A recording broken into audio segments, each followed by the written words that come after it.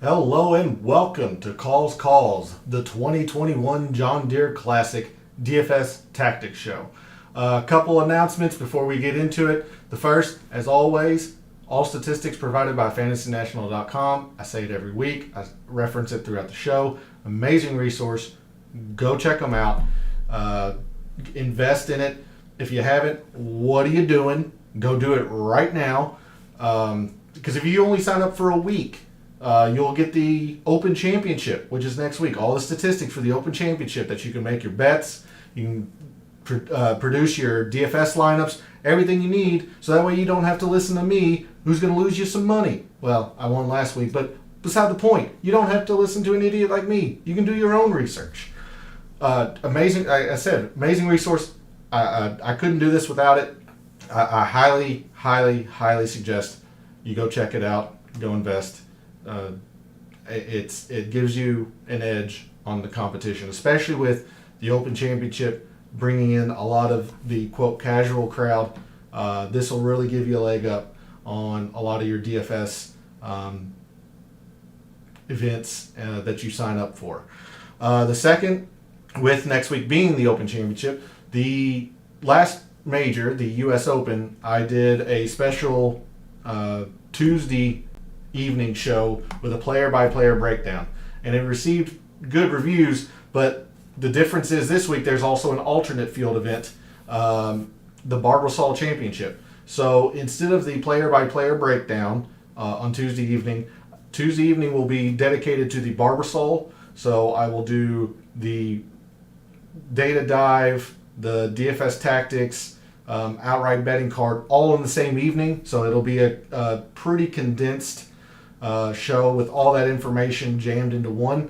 And then I will try to spread out the player-by-player breakdown throughout the three shows for the Open Championship. So with that said, we've got the Gatorade. Let's get in and see what we can find for DFS at the John Deere Classic. And we start, as I fumble around with the mouse, again, this is the Fantasy National homepage, and I'm going to start with the custom stat model that I have been tweaking around with at the beginning of the week.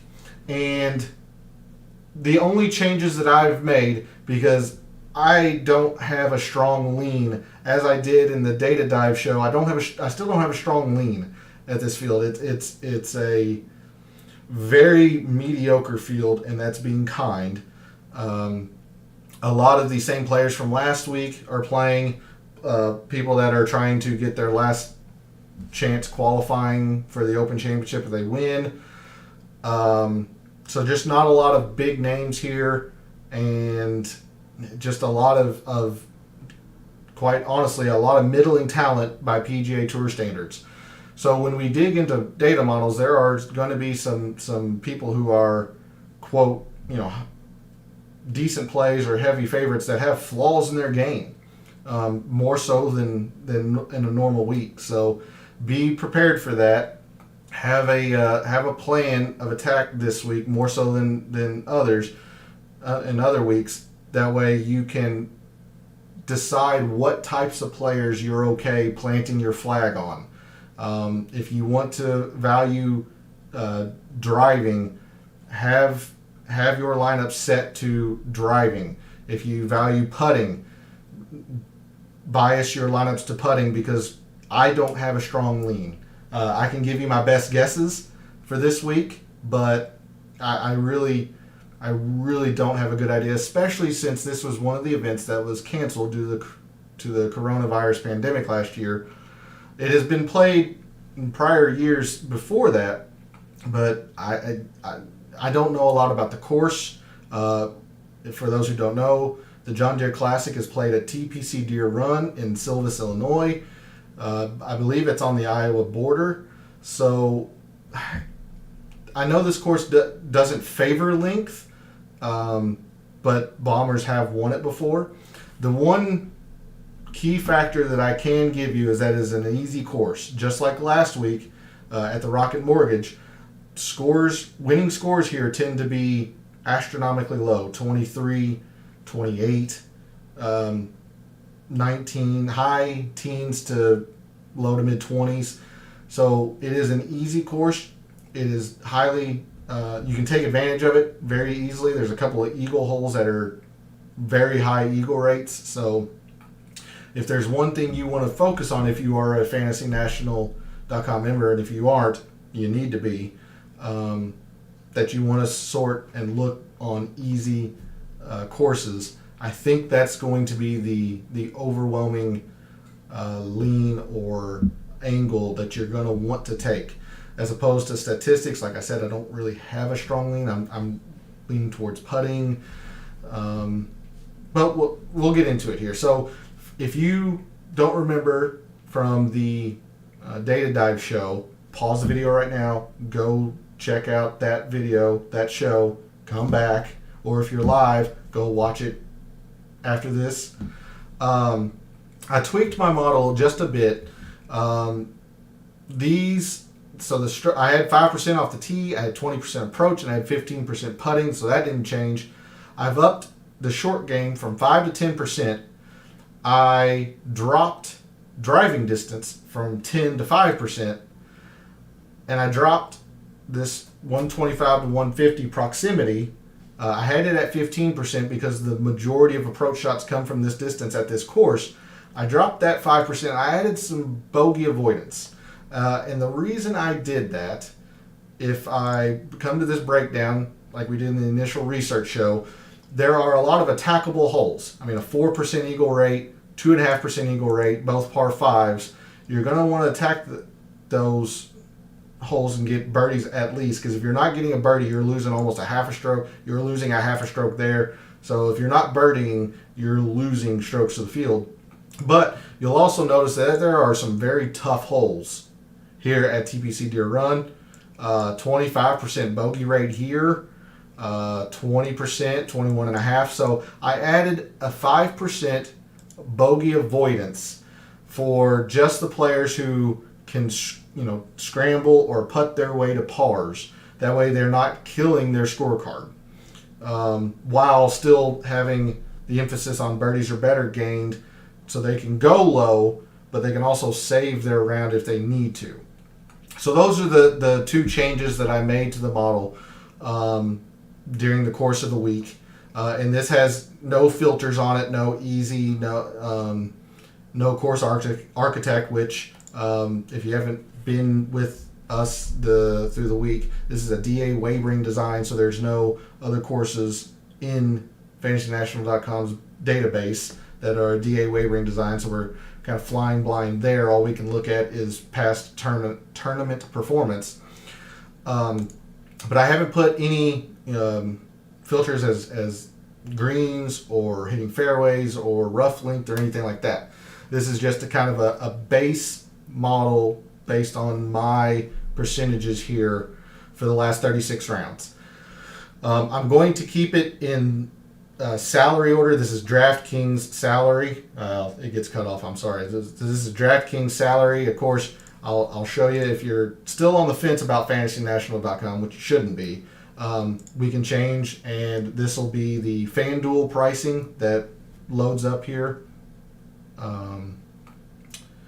For whatever reason, it's going slow. It makes me look bad, but you have a lot of options. So there's the FanDuel pricing. Notice that my ranks stay the same. Berger, Harmon, Sungjae is 18th, but you've got FanDuel, you've got Yahoo, DraftKings. I mean, the Open is already in the Fantasy National database for 2021. Again, if you're not a member, what are you doing? Go get it. That way you can build models and don't have to listen to an idiot like me. As always, chat is up. Live chat. Interact. Ask your questions. Make your comments. Tell me how stupid I am. I love all the interaction I can get. Which, if you're not signed in to YouTube or have questions, feel free to leave a comment after the show. I'll always respond to comments. Which, by the way, smash that like button. Subscribe to the channel. All the support's appreciated. So I'm going to keep it in in this order for the salary, and you can see who I've kind of got starred here for their prices and players that I'm kind of focusing on. But Daniel Berger is number one in my rank and probably should be. He is one of the, I will say, 2 to 3 big names in the tournament. Daniel Berger, Sung J M, and quite honestly, I will put Cameron Davis in there just because of the recency bias and his expected trajectory as a PGA Tour member. He is widely been known as an up and comer for a couple years now. He got his breakthrough win. He's back here again this week. So about 3 big names, and then some good players that have flaws, and then a lot of fluff, a lot of middling to bottom tier talent. I mean, even Steve Stricker, who is part of the PGA Champions Tour, is here and is ranking 25th in my model. That will tell you how lack of talent there is at this event. I don't mean to belittle these golfers. They're professional players, but by their peers' standards, they are very middling. This being the DFS Tactics Show, I'm going to kind of give you my quick thoughts, and then we'll head to the spreadsheet and kind of show you where I'm looking at as far as lineup construction. But the top 4, the top tier of the salary board in DraftKings, the only one that I'm kind of backing off of is Sung Jae. And it has nothing to do with the talent. I would say he's probably the second most talented golfer in this field. His game is just kind of all over the place.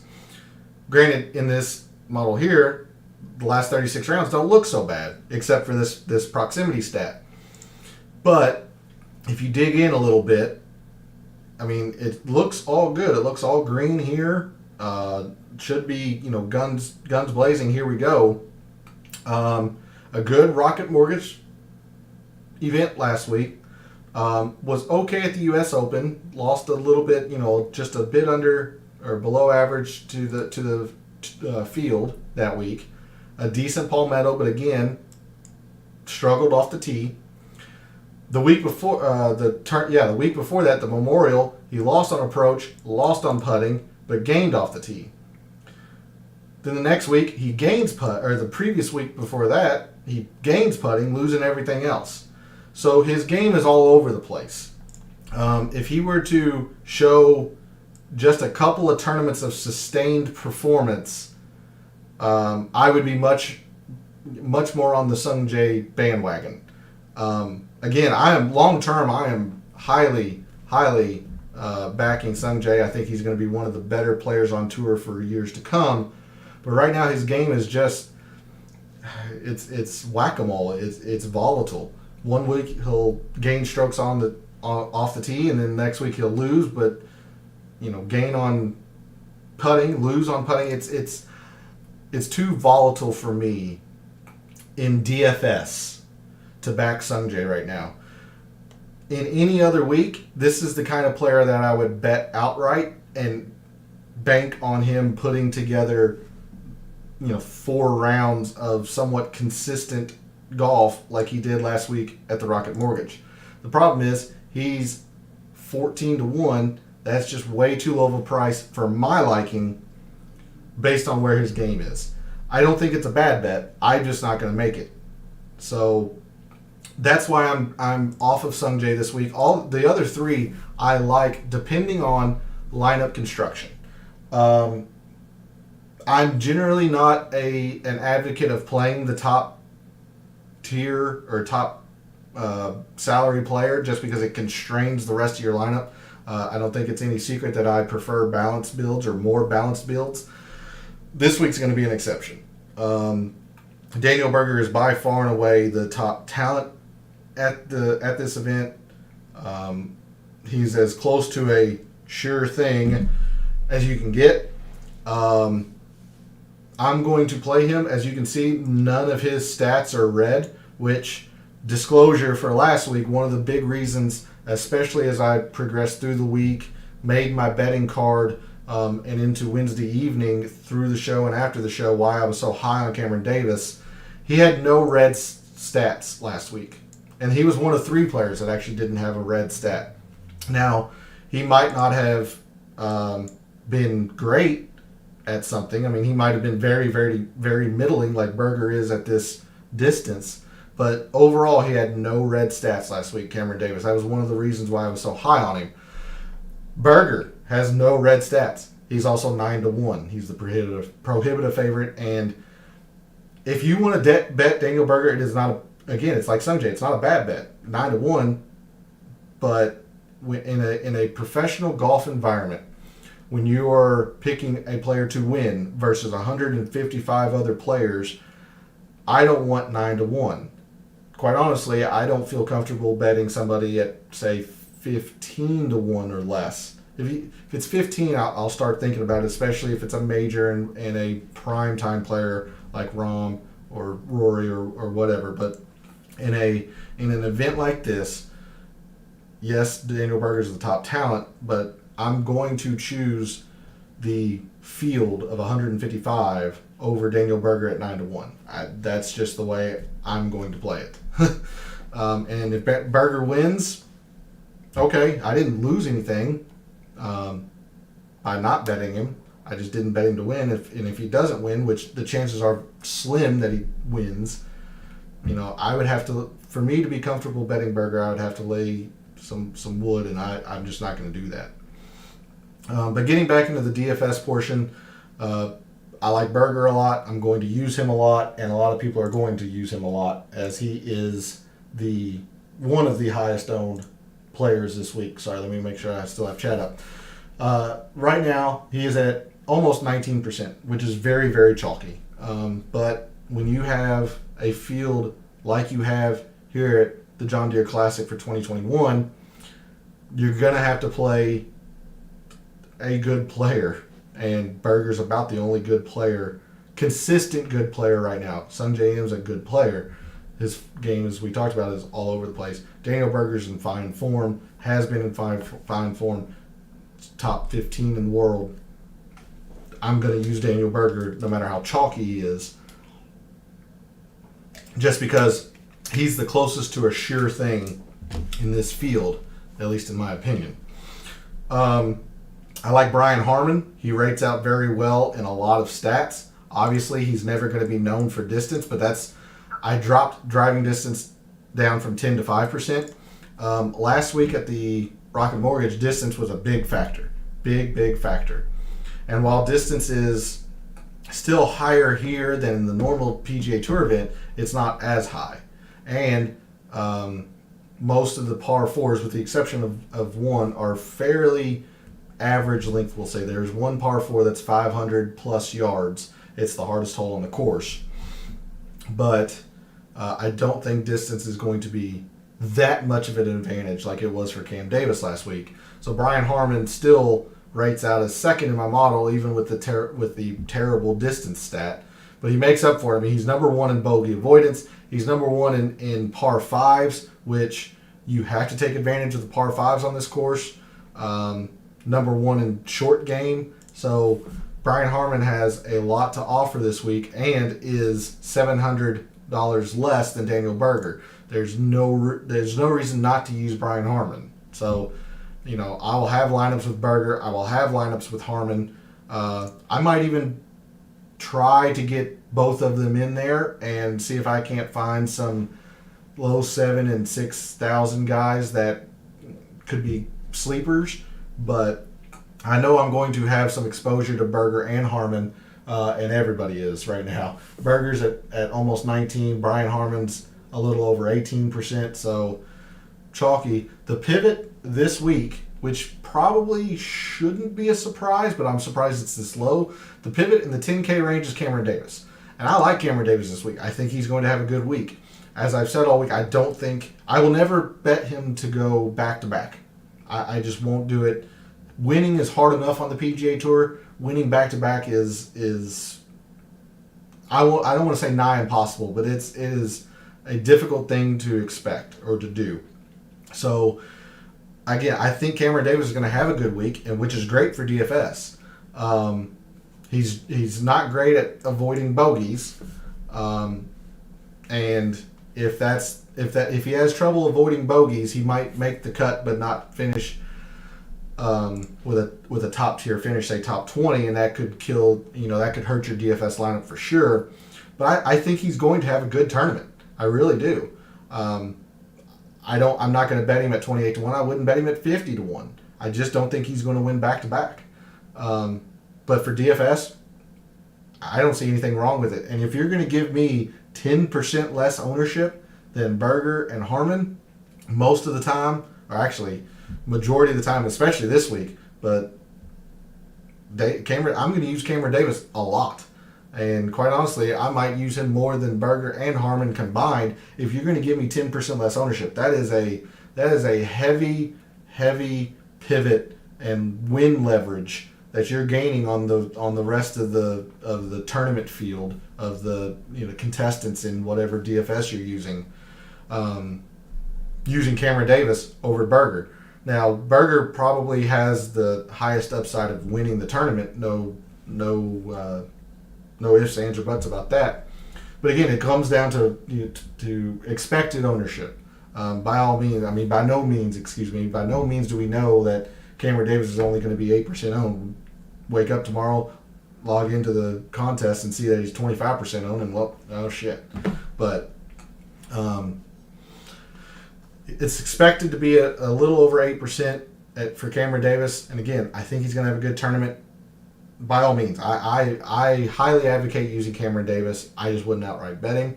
So there's my look at the top tier 10K guys. I'm just kind of off Sung Jae, and he's actually being used quite a bit at 13.5%. So for me, the easy pivots Cameron Davis. I love playing Cameron Davis this week in DFS. So that is my recommendation. If you're going to use a top tier talent this week, which I think you kind of have to with the relative lack of top end talent the rest of the way throughout the field. As we scroll down a little bit, we take a look at the 9Ks. You've got 7 or so players here. You got Russell Henley, Kevin Streelman, Kevin Nall, Alex Noren, Aaron Wise, Si Woo, and Seamus Power. There's one person who is just absolutely getting forgotten about, and there is one guy that is getting heavily played, 2 guys that are getting heavily played with a lot of middling in between, which once you get past this 9K range, it is completely polarizing. It is either you're getting used or you're getting forgotten about. And that's not surprising given the type of field we have. It's just a stark thing to see when you have a lot of red, a lot of green, not a lot of yellow, which is what I'm looking at here. If you were a member of FantasyNational.com, you'd be seeing what I'm seeing. You could make your projections and try to find your pivots. But the forgotten person in this range is Kevin Na. He's at 6.5%. And I can't say that I disagree, but I don't think you should be that low. I actually don't mind Kevin Na this week. I've said this a few times in weeks prior on some guys. I just don't have a strong feeling, which granted, I don't have a strong feeling this week on anything, really. But I don't see... I could see Kevin Na top 5ing, and I could see him missing the cut. I don't have a strong lean on Kevin Na, and if you're going to get a lot of win leverage or win equity from him, gaining so much leverage on the field, I don't think he's a bad play, especially if distance doesn't matter. Now, if this turns into a distance fest, a true bomb and gouge like the Rocket Mortgage was, then Kevin Na's in trouble because that's not the kind of player he is. So he's the one that's forgotten about in this range. The 2 heavy used players are Russell Henley at 19%, which I believe him and Berger are the top 2. Let me scroll down here. Yeah. So right now, Daniel Berger's at 18.7%, and Russell Henley's at 18.8%. So those two are the highest projected ownerships in the field for this week. There's nothing wrong with Henley by any means. Very good in a couple of stats, but if he's that chalky, I'm not going to use him. The difference between him and Daniel Berger, even though Russell Henley is $1,200 cheaper, is that Daniel Berger is a much higher end talent. I give Daniel Berger a lot better chance to outright win this tournament than Russell Henley, and that's where my confidence in using Berger supersedes the price overture of Russell Henley. Kevin Streelman's also at 18%, and he's a good play. He's got no red stats. Pretty good in several, middling in a lot more than I would like to see, but fine play. He's just chalky. He's a fine play. I'm gonna have a little bit of exposure to Kevin Streelman. The player I really like in this range is Alex Noren. I like Alex Noren a lot. He's bad from the distance that a lot of the approach shots come in, but he's never been much of an iron player. He's a short game player. Strokes gained putt 11th, 5th in actual short game, which short game is around the green and putting put together. So I wanted to see putting, and I also wanted to see around the green a little bit, but not as much as the putting. So that's why I broke out putting as well. He avoids bogeys. He plays par fives extremely well. Pretty good. I mean, upper tier birdies are better. So he's also known as somebody who plays easy courses well. So I like Alex Noren a lot, and he's fairly chalky at 15.5%. But if you give me 3 less percent on a player that's $600 cheaper, as we're talking about Alex Noren versus Russell Henley, give me Alex Noren or that player every time. Every time. 3% less. Now, yes, you're still pretty common to the rest of the contestants' lineups, but you are gaining a bit of leverage there by not using Russell Henley. You've got Aaron Wise, Siwoo, and Seamus Power. Seamus Power is at 17%, and I've waffled back and forth on Seamus Power. I honestly thought about outright betting him. I've thought about using him DFS. Seamus Power is just an enigma to me right now.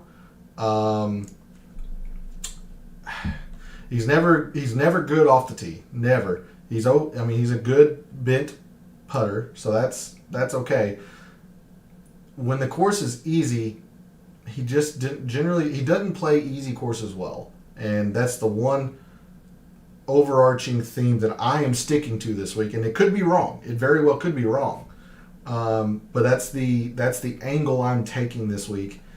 And this plus the consistently losing off the tee has been the tiebreaker for me, using versus not, or in this case, not using Seamus Power versus using Seamus Power. And again, if I'm wrong, I'm going to lose. That's just the kind of flag I've planted for this week. His current form's great. 4 straight top 20s, 2 of those top 10s. I don't see that being sustainable, which he top 10 last week, gaining almost 6 strokes on the green. When you take a look here, 6 strokes there. He lost a little bit the week prior, gained a little bit, gained quite a bit, loses a lot. So his putter is volatile, and that's the kind of player you want to bet outright. But in DFS, if he has a bad putting performance, that's gonna hurt your lineups, obviously. And when you're paying that much for him at $9,000, if you were playing this kind of player, a volatile putter player, say in the low 7s and 6Ks, you can live with that more, because you're taking you're taking a long shot, you're taking a dart throw that if it comes in, you're wanting to gain that leverage. Whereas Seamus Power, 1, he's chalky this week, and 2, paying that much for him if he doesn't perform well with the putter, which I think this is going to come back to, quote, normal. I don't think he's going to gain 6 strokes again. I would advise you to spend that $9,000 elsewhere in your lineups. Perhaps try to pay up to get someone else in the 9Ks, or distribute that among your mid to low 7Ks and try to upgrade there. Again, I'm going to admit if I'm wrong next week, and I will just say I'm completely lost. That's my angle on Seamus Power, even though he's got all green statistics. If you followed me for any kind of time, you know I'm a Siwoo fanboy. I will live and die with the Siwoo Kim ship. I don't think he's a bad play. I more like betting Siwoo Kim than playing him in DFS. I might have a little exposure to Siwoo. He's middling right now in projected ownership, but he's more of an outright betting love interest for me. So yeah, my heavy lean in this area is Alex Noren. I don't think Kevin Na's a bad pivot, but for Alex Noren, even though he's chalky, he's not as chalky as Russell Henley and Kevin Streelman, and you're getting a little bit of savings. Even though he's quite a bit behind Kevin Streelman in my rankings, he's right there with Russell Henley. So, I'll take Noren every time on that. As we move to the 8Ks, you can see them there. I'm not going to go through every single name. Sorry about that. I keep cutting it off. Let me bring up the projected ownerships again. Pat Gazire, Maverick McNeely. At the top of this, Maverick McNeely, this is just a gut feeling. He's pretty bad on his approaches, but otherwise he's got no red statistics, which I keep harping on, but that was what led me to the Cam Davis, Maverick McNeely last week, Pat Gazire for DFS last week, Alex Noren as well. There's just they weren't bad at anything. Now McNeely's bad on approach, but he's pretty good on everything else. So my lean in this range is Maverick McNeely. Gazire right now is at 12.5%, and McNeely's at just over 14. Lebiota's at 16.5%.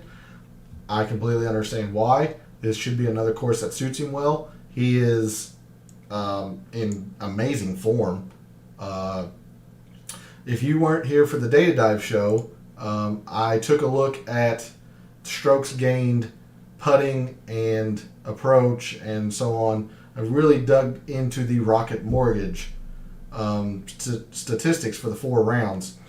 And generally, when you see somebody gain 6 strokes on the green, you have to expect that to come back down, in the following, especially the following week, but throughout the course of a few tournaments.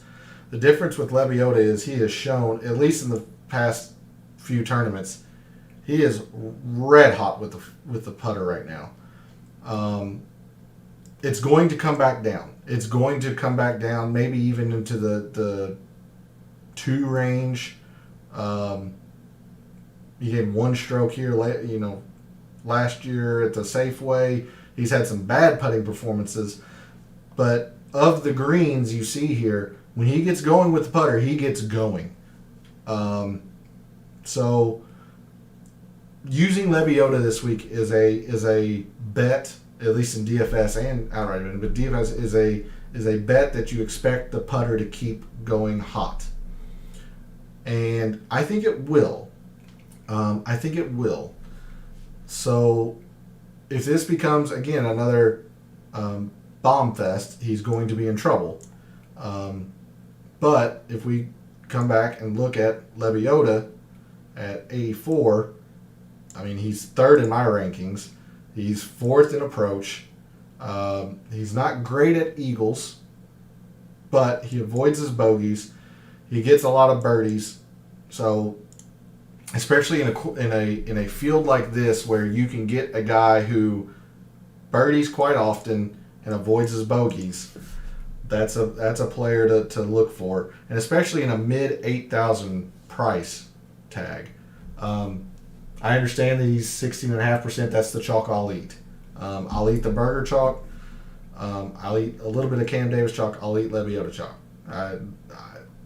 In this range, sure. I don't want to call Lebiota a sure thing by any means, but I don't see him having a poor tournament.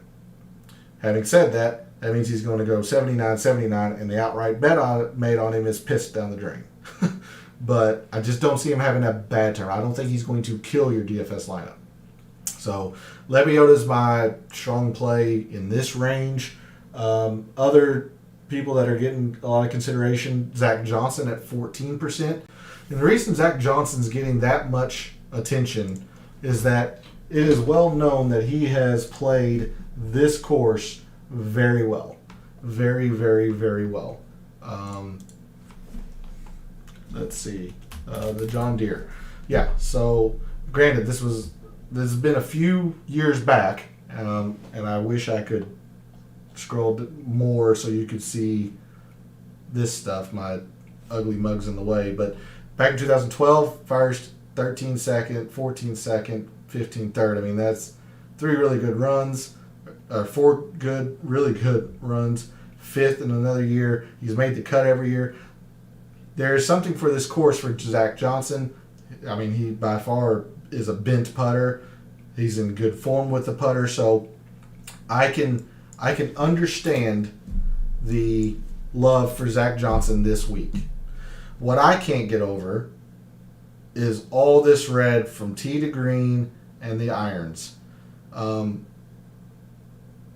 If you're not going to be able to hit your irons very well, the putting's not going to matter. That's the belief I hold.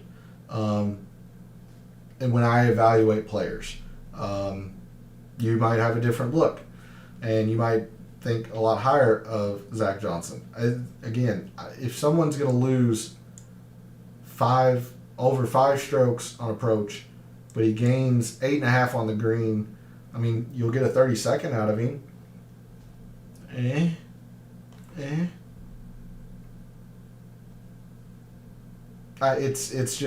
It's not inspiring, is the best way I'll put it. It's not inspiring, especially for DFS.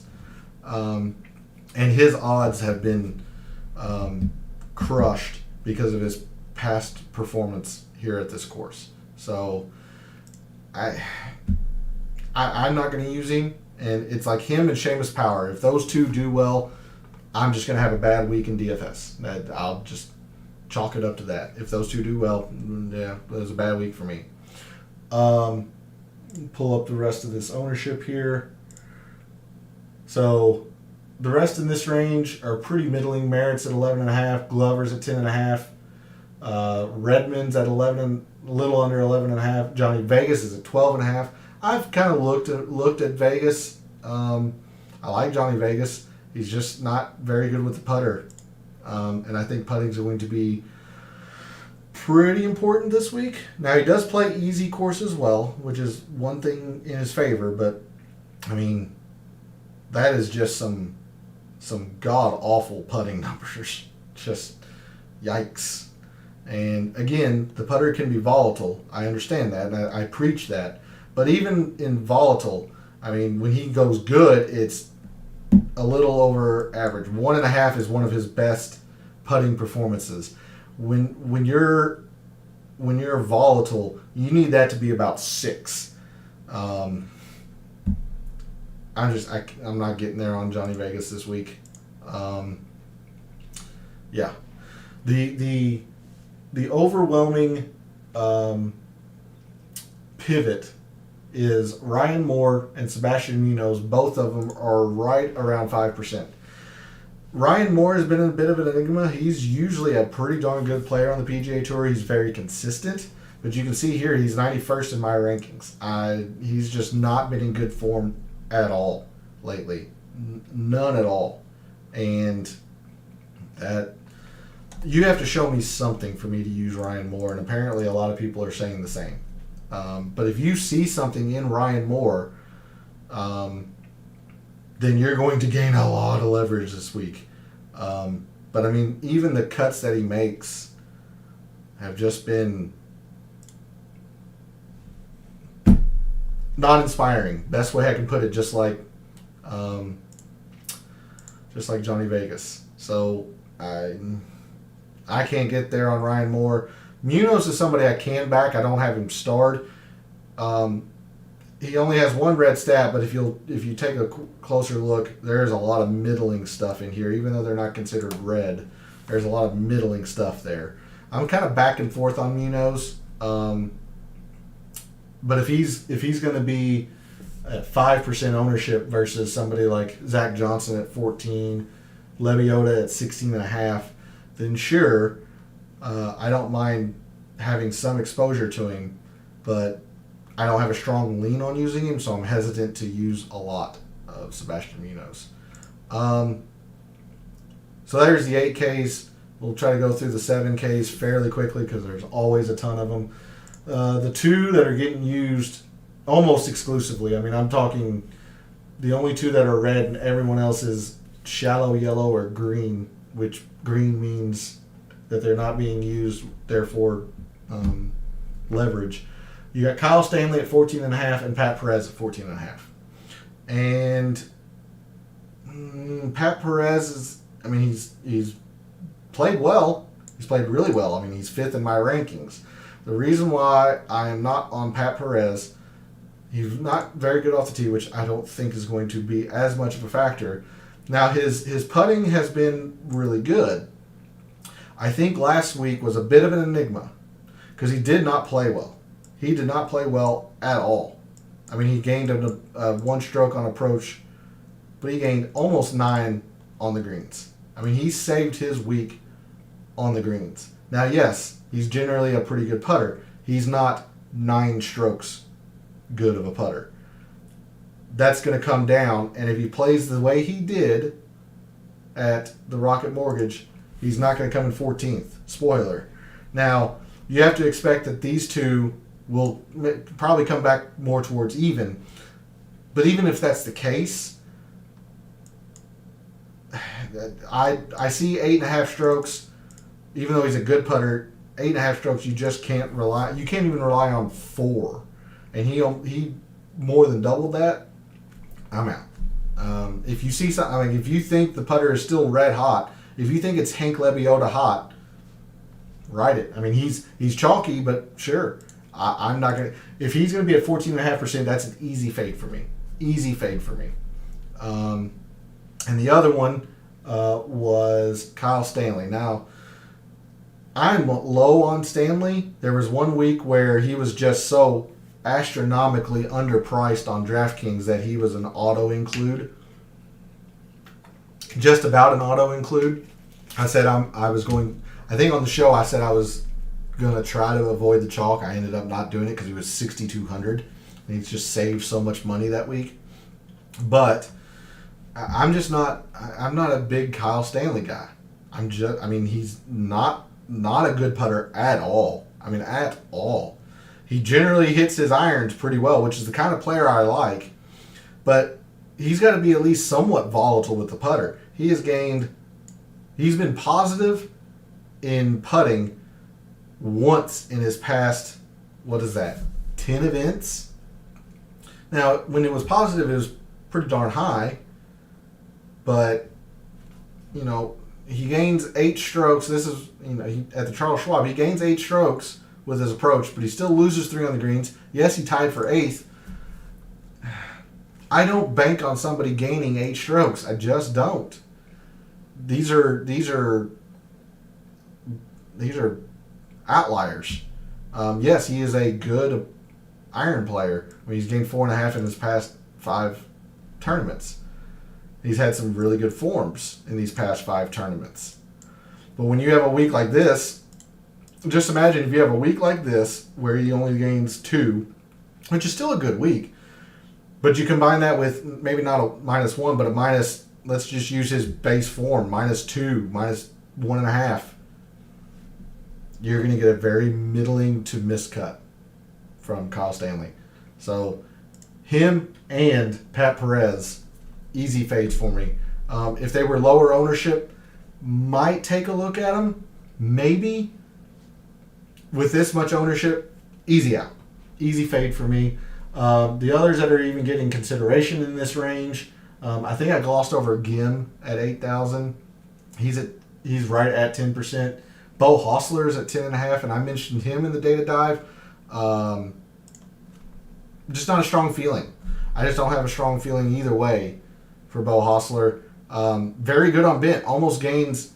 I mean, he gains 3/4 of a stroke a round on bent. He's been playing better as of late, but I mean, I just remember this portion, and maybe I shouldn't. But in the swing season from Houston, which was a makeup event, Houston's normally in the summer, got moved because of the COVID pandemic. But from Houston to Scottsdale, it was bad. It was really bad. I mean, bad at an alternate field event in Puerto Rico, bad at an alternate field event at Corrales. He's just not in good enough form for me to believe in this right here. The other part of his game is not high enough for me to believe in this. So at 10.5%, it's another easy fade for me. Steve Stricker's at 12.5%, and I can actually kind of see Steve Stricker this week. He kind of plots his way along. Obviously, he's never gonna bomb it. He was never a bomber in his heyday, but especially now that he's part of the Champions Tour, he's one of the shorter hitters in the regular PGA Tour. He's not gonna, because of his length, he's not gonna be able to attack a lot of holes and eagles. But he kind of plods his way along. He avoids his bogeys. He gets his birdies when he needs to. I actually don't mind Steve Stricker this week. I really don't. I'm not going to go say he's going to win you a DFS tournament by using him. But I don't think he's going to kill your lineup. I don't mind Steve Stricker this week. I really don't. And you can see that 25th in my model. I don't have him starred just because I like a few other people. And I have Pat Perez starred here, but again, what I went into, I should probably unstar that just because I don't believe the putter is going to come back or be as elite as it was. To be honest with you, I kind of went through and just kind of starred the top 25 or so and some other people just to kind of see what this ownership thing looks like. But now that I see that I have Perez checked, I need to just uncheck that. I just need to uncheck that. The rest of the guys in this range, I mean, you're as low as 3.5% on Sepp Straka. I don't mind Sepp Straka this week. He did not perform well last week at a course that he had traditionally performed well at, so that's a little worrying. But I don't think his game is this bad. I mean, the week before at the Travelers, he was very solid. I think he's somewhere in between these two. And given we'll be conservative and say 1.5 strokes putting, he's not going to finish 10th, but he's not going to miss the cut. So I don't mind Sepp Straka at all this week. And at 3.5%, give me Sepp Straka. Give me Sepp Straka at 3.5% for DFS. Absolutely. You've got 2% on JT Poston. He's always dangerous because he's kind of a popper. He'll kind of disappear. Him and Andrew Landry, they kind of disappear, make a few cuts, but don't really threaten a leaderboard, and then they'll pop and just win. And I hate players like that as an analyst just because I don't know how to evaluate them. I really don't. I just like the third out from the Sanderson Farms. I mean, granted, yes, this is in the fall of 2020. I mean, still this PGA Tour season, but I mean, look at the form before that. I mean, just just awful, awful form. And then out of nowhere, third. Okay, that's well, like look here. I mean, this is one reason I'm fading him as well. Like, didn't play the John Deere, and this is 2019. I mean, he had a good Rocket Mortgage, but I mean, the form leading up to the Rocket Mortgage wasn't good. Had a good Rocket Mortgage, then comes back and plays this event, plays it poorly, and then comes out and gain 14 and a half strokes on the field. Like, just looks in the rearview mirror and moons them and says bye. laughs his ass to the paycheck. Like, I just don't understand JT Poston. I don't understand Andrew Landry, and I will lose when they play well. I just don't know how to evaluate them. I'm just full transparency. I don't know how to evaluate them because they just don't make a lot of sense. They're the epitome of volatile. I don't know how to evaluate them. But Poston's at 2%. Mark Hubbard's at 3%. Luke List is at 2%. Hudson Swafford's at 1%. I mean, you've got ways to gain a whole lot of leverage in the 7Ks. It almost feels like people are going with a stars and scrubs approach, trying to do Berger Harmon, Berger Davis, Harmon Davis, and then find stuff in the 6Ks, or this area here is just being forgotten about with the exception of Perez and Stanley. So if you see something that you like in a player, then you're more than likely going to gain a lot of leverage if you're using some 7K guys. Scott Stallings, is very high yellow. He didn't stick out because he wasn't red, but he's at 14%, which is almost considered chalk. Scott Stallings is at 7,400 and 14%, and where did he go? 7,400. I mean, I've got him starred. He's 22nd in my rankings, but at 14%, I mean, Eric Van Rooyen's not in the field, so you can ignore that. But, Steve Stricker, yes, he's, 300 more, 300 more, right behind him in my rankings. You come down here, CT Pan. CT Pan is at, what's CT Pan at? 7,200, right? Yeah. 7,200. CT Pan, there he is. He's at 7.5%. Like, give me 7.5% over 14. I mean, he's basically half the ownership, right behind him, at least in my rankings. I'll go with the CT Pan player in that scenario always. And now noticing he doesn't have a red stat, so yep, start of that one. Just I'll have some exposure to CT Pan. So again, hopefully I've highlighted a few players here that are either fades or pivots for you. Again, if you want to believe in the Pat Perez hot putter, if you believe that Kyle Stanley is just heads and tails better than everybody else in this range, have at it. I'm willing to fade that and gain leverage on the field that way. Very quickly, because I do want to dig a little bit more into this data model. Let's do the 6Ks kind of rapid fire here. The overwhelming people in this range are playing Satoshi Godira at 10% and Roger Sloan at 11.5%.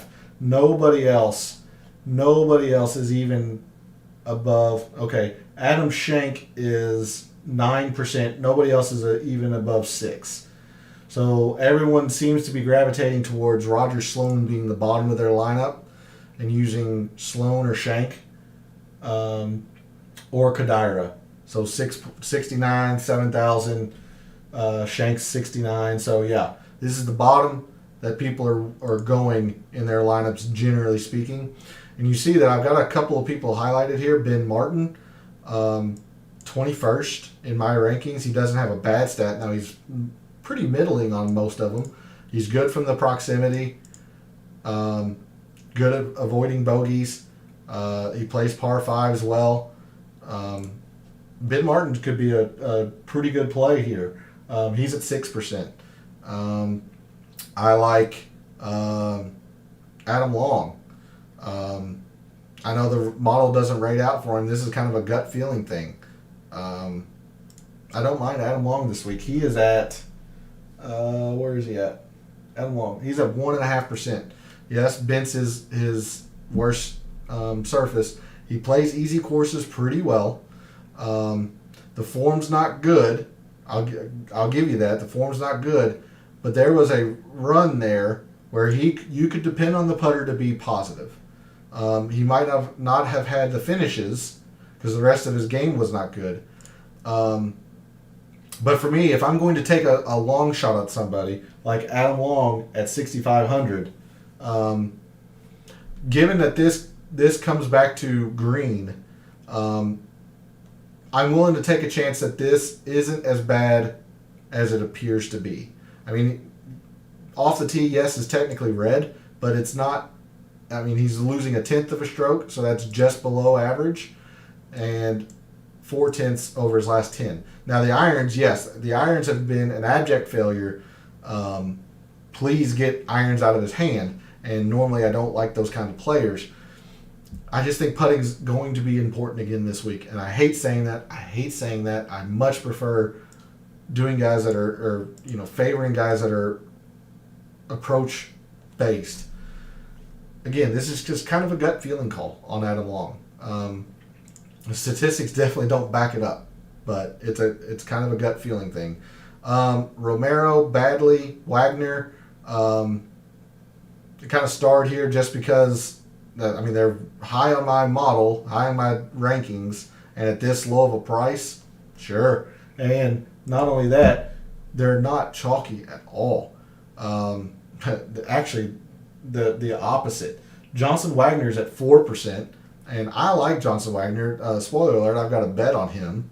Aaron Badley, he's at 1.5%, and Romero, I'm a little bit less confident on Andres Romero. He's at 1%. So, I mean, you're gonna be able to gain a lot of leverage on people if you're using these players.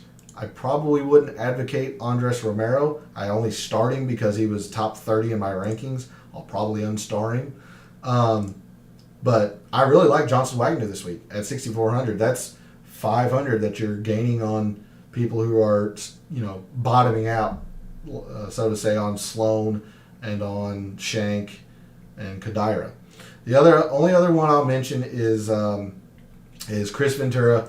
Yes, meme it up, clip it from last week where I said I don't mind Christopher Ventura at 350 to 1, and then he misses the cut. I just can't get off Christopher Ventura. It's a FOMO thing now. I'll always believe in the bent. He's just a good putter. And bent's his favorite surface by far. Plays easy courses well. The narrative lines up from last week. Yes, he had a bad tournament. But I mean, numbers don't lie. He's popping on my model for the same reasons as last week. Good bent, good on easy courses. So take that with a grain of salt if you wish. Clip it and laugh at me next week again. So there's a pretty in-depth look at the pricing for DK and where I'm leaning. I do want to look at a few things for you really quickly. Let's use my data model and look at easy courses. We did this quite a bit in the data dive, but I want to show how things can change fairly quickly when you start factoring easy courses like Aaron Wise. Aaron Wise is really bad on easy courses. You come down here, like Sepp Straka rises to third on easy courses. Stallings was 25th, 22nd. He goes to 20. Where's Pat Perez? Pat Perez was 5th. Where's Pat Perez? He's 7,700. Yeah, Pat Perez drops from 5th to 18th. Now, it doesn't sound like a lot, but that's a pretty precipitous drop. Matthew Neesmith rises to 12th. Chesson Hadley rises to 3rd. So because I think this is going to play easy, as it has traditionally played easy, I think that is the angle I'm going to take and use that. I mean, look, Ventura rises to 21st. Wagner is 11th when you start factoring in easy. So there's the reason for why I'm on the guys at the bottom that I am. And then lastly, let's take a look at bent greens and who plays well at bent greens. And then we're going to end up in the show by, I'll construct a couple of lineups for you. I'll go through the tier list, and then we're going to take one last look at the weather. But on bent greens, you look like Sungjae falls to 43rd on strokes gained total for bent greens. Kazire's second. Munoz rises to 4th. Straka stays 5th. Paparez is good on bent, so he'll stay at 6th. So it's always good to kind of to look at your data model and add some scenarios or some filters to see how it lines up given what you think it's gonna be like. And that's why Fantasy National is just such an amazing tool. I so recommend it. While I have the internet browser up, let's go look at Windfinder, and I would know it if I saw it. Unfortunately, it's not up there, so I'm gonna click on Kiowa, and we're gonna go back to maps, and we are in again Silvis, Illinois. So we're gonna come into here. I apologize that I don't know the name of the the wind gauge right off the bat. There's Peoria, Illinois. We're looking for there, I believe. Yeah, Silvis, there it is.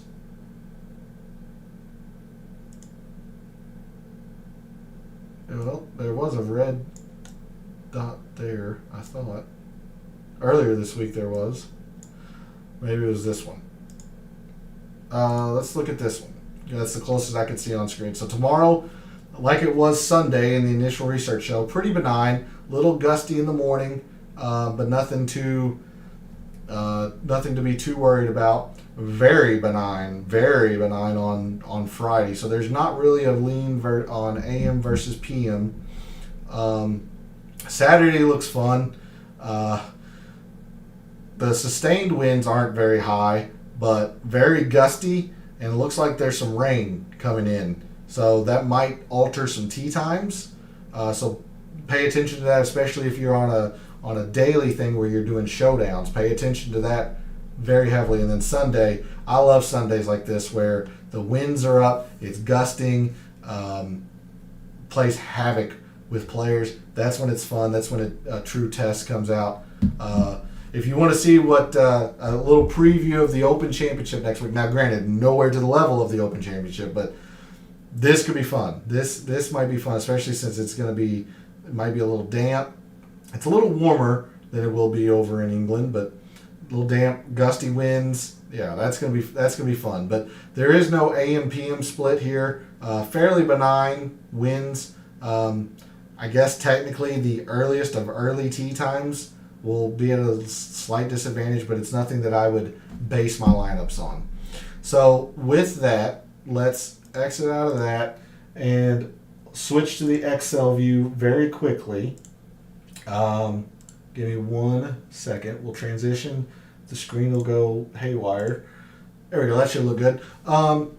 If you play tiers, which is a fun way to play DraftKings, I don't play it personally, but if you're a beginner, I highly suggest playing tiers, as you don't have to do so much money calculation. You just pick a player per tier. So you've got 3 players in the top tier: Berger, Im, and Harmon. The only one I wouldn't choose is Sungjae. You're fine with Berger or Harmon. They're 1-2 in my rankings. I would go Berger just because he's the best player overall in the field. Tier 2, you have Davis, Henley, Streelman, Noren, and Siwoo. Again, for DFS, I mean, for outright betting, I love Siwoo. I would never pick him in a DFS thing. If you're looking for safe plays, go Streelman. I like Cam Davis a lot this week. So I would go Berger Davis. Berger Streelman is probably going to be the chalky thing.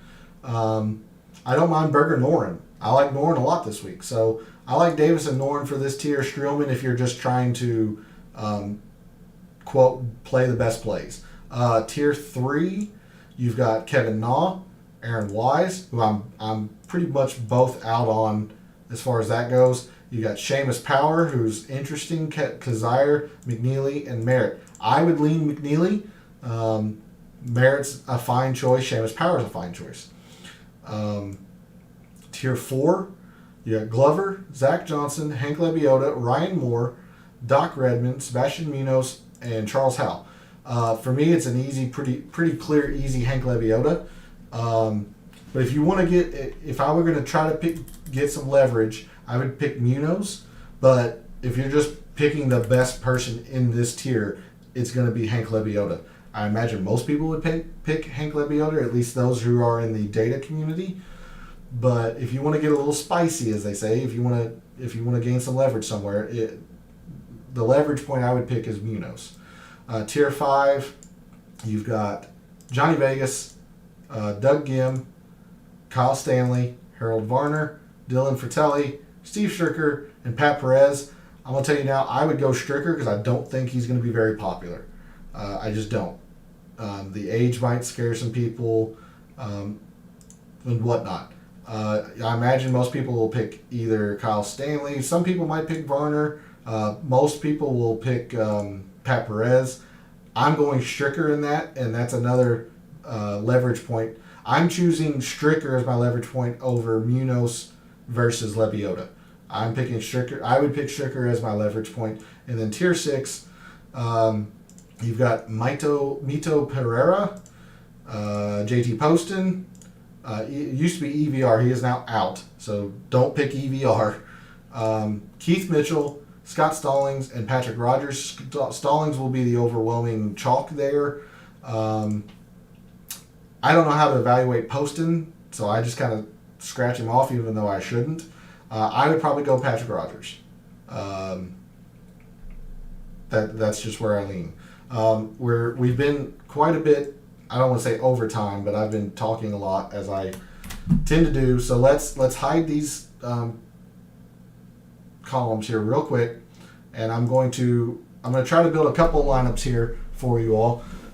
Let's start with what looks to be, and I could be very, very wrong on this, but let's start with a stars and scrubs approach. So let's do Daniel Berger and Cameron Davis. You can see already where that has some issues, that you've got 7,200 per player left. That's not a lot. Now, granted, you got, again, this column's just kind of for me. It's my rankings, but the two main ones, obviously name and price. You've got two guys here that are so high priced that you are really strapped for cash at the bottom of your lineup. Now, these are the same rankings that were on Fantasy National we just looked at, so don't worry. Nothing. I didn't jip jive you or change anything up on you. Let's, instead of going as crazy nuts as I am trying to go Christopher Ventura at 64, let's play Johnson Wagner, who I like a lot this week. And again, I have a bet on him. He's at 6,500. He's ranked 26 in the model. Could be worse. Let's play Johnson Wagner as our bottom at 6,400. That already moves us up to basically 7,500 per player. If we want to go one more kind of quote scrub, Vincent Whaley's okay. You got Ben Martin, who I talked about, but I would use Roger Sloan. Yes, he's chalky, at least for this region, but I like Roger Sloan this week. So now that gives us 7,750 per player. You can kind of distribute that how you want to. Maybe you want to try to squeeze in an upper 8 and another 6 or whatnot, I am going to tend to lean something towards like a Steve Stricker. And that leaves me at 7,800 for, we'll say Harold Varner, just because he's the highest ranked in my model at that price. Oh, shoot. And let's just put Stricker there. So there's a 50,000 lineup that is probably going to be pretty unique, I would think, at least in this area here. It definitely won't be unique there. But Johnson Wagner is not going to be popular at all. I like Johnson Wagner this week. Sloan's a little, he's chalky for the region. He's about middling overall. Stricker and Varner are our 2 leverage points there for our stars and scrubs approach. If we want to try to build a more balanced lineup, we'll start with we'll start with Harmon. Let's see how we can make that work. And then depending on what you define as balanced, let's go with we'll go Kodaira, just to, I don't want to use the same exact players, but I'm just trying to give you an idea of kind of lineups that you can kind of gravitate or generate and mess around with the different players. So let's say 7,000's our base, or our bottom out Kodaira, and our top end is Harmon. So we have 8,100 per player. I think it's safe to say we could squeeze in a low 9 here. I like Alex Noren, so I'm going to put him in. Maybe you like Siwoo or Seamus Power or whatnot, but I just like Noren this week, so I'm going to use him. Then coming down here, let's look at a low 8 maybe. Doc Redman rates high. Hank Lebioda is very high. He's very chalky, but I don't hate that. Let's try Hank Lebioda now. Granted, this is a very, very chalky lineup for sure, but we're kind of playing who we think is going to do well, and obviously you'll want to pick your pivot points somewhere around here. But we have 7,450, so basically we can pick a 75 and a 7,400. There's a JT Poston, there's a Shez Reavy, who some people like this week. I'm more iffy on. There's Scott Stallings again. Let's do Patrick Rogers, just because I mentioned him in the tiers list. So let's do Patrick Rogers, and that leaves us exactly 7,500 for one of Poston, Reavy, or Lewis. I probably wouldn't do that. I would probably drop to a 73 and say somebody like Bryce Garnett or Scott Piercy, so I could move up to Sepp Straka. Or even better, I could try to go up to 77, maybe play a little bit of Pat Perez if you're into that, and go to 7,200, which is Hagee, CT Pan, Neesmith, Hadley, stuff like that. So there's a good look at a balanced style lineup. And again, don't go exactly with these names. I'm just trying to give you some price points and whatnot that would make sense in trying to construct this style of lineup. As you can see, based on my rankings, it's 160 total. That's not very good. I've made some lineups that are as low as 40, and I think the highest that I've actually used is 102. So anyway, that is going to conclude the DFS Tactics Show. Hope it helps. Good luck this week in your... Oh, one last thing. Sorry, I need to give you my betting card so that way you can clip it and laugh at it next week. This is my betting card, and again, I'm going to say this is relative. This is a light week for me. Light week for me might be heavy for you. It might be a lot for you. It might be nothing to you. Again, this is relative, but this is my betting card this week. I have 4 win bets, and normally I like to put more top 20 bets than wins, just so I can try to cover those wins that I think they could happen, but play the percentages. They're not going to happen. But I don't have any strong leans this week, so F it. go for gusto. I've got Alex Noren at 28, Siwoo at 33, Maverick McNeely. Again, I kind of went back and forth between him and Seamus Power. And Seamus Power, was higher in the model, had no red stats. This is just a gut feeling on Maverick McNeely. He had a very good tournament last week. There's no statistical reason for him over Seamus Power. It's a gut feeling call on me, or by me. And then Lebiota at 60. Those are my win bets. I got a top 20 on Roger Sloan at 3.5 to 1. I've got Johnson Wagner top 20 at 10 to 1. Here, it's Noren.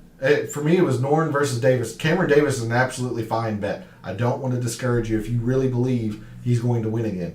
I will never pick somebody to go back to back. I just won't.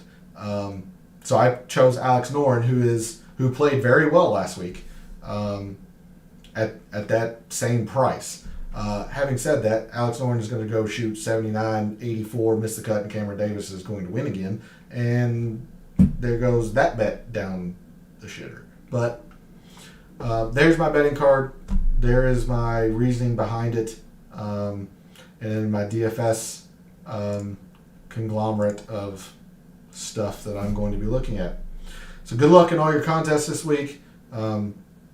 Enjoy the weekend. Open Championship coming up. Smash that like button for the extra content for the alternate field event for the Barbasol. Subscribe to the channel. Support's always appreciated. And this weekend and every other weekend, every other day, may all your bets be profitable.